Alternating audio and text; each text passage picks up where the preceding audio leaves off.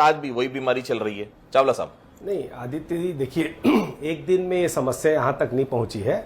क्या होता है, सरकार की नीयत में खोट है, ये इसलिए ये स्थितियां जो है बद से बदतर होती चली गई। और इसका उदाहरण पहले भी जब युक्तिकरण के नाम से भारतीय जनता पार्टी की सरकार ने कई शिक्षकों को नौकरी से निकाल दिया, उसके बाद 10,463 स्कूल बंद कर दिए, उसी समय समझ में आ गया था कि सरकार की शिक्षा और शिक्षकों को लेकर सोच क्या है। और उसके अंतिम परिणाम उस दिन देखने को मिला जब तत्कालीन शिक्षा मंत्री बृजमोहन अग्रवाल जी ने अपनी फाइल तत्कालीन वित्त मंत्री ओपी चौधरी जी के पास भेजी थी और उस फाइल को डस्टबिन में ओपी चौधरी जी ने डाल दिया था। तो उससे यह समझ में आता है कि ये सरकार की शिक्षा नीति की सोच है। और आज उस स्थितियों में जब हम देखते हैं कि एक तरफ तो सहायक शिक्षकों के रिक्त पद भरे नहीं जा रहे, स्कूलों में ताले लटक गए, तो आपको यह समझना होगा कि यह हड़ताल किसी राजनीतिक षड्यंत्र का हिस्सा नहीं है। यह शिक्षकों की जायज मांग को लेकर और छत्तीसगढ़ के नौनिहालों के बच्चों के भविष्य को लेकर ये जायज मांगे हो रही है। और सरकार अगर मोदी की गारंटी के रूप में एक मजबूती के साथ जब आप वादा करते हो तो उस वादों को पूरा करना चाहिए। पर सच्चाई यही है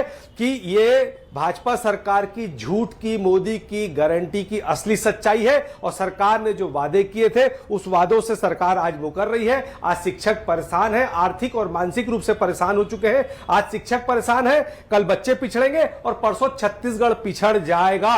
क्या यही डबल इंजन की सरकार की शिक्षा नीति है? हम तो ये कहते हैं कि सरकार संवाद की जगह हठ धर्मिता दिखा रही है, इसीलिए यह स्थितियां निर्मित हो रही हैं। क्योंकि चर्चा से स्कूल नहीं चलते, मजबूत फैसलों से चलते हैं। और यह सरकार मजबूत फैसले सिर्फ अडानी और अंबानी और अपने चंद उद्योगपतियों के हित में करती है।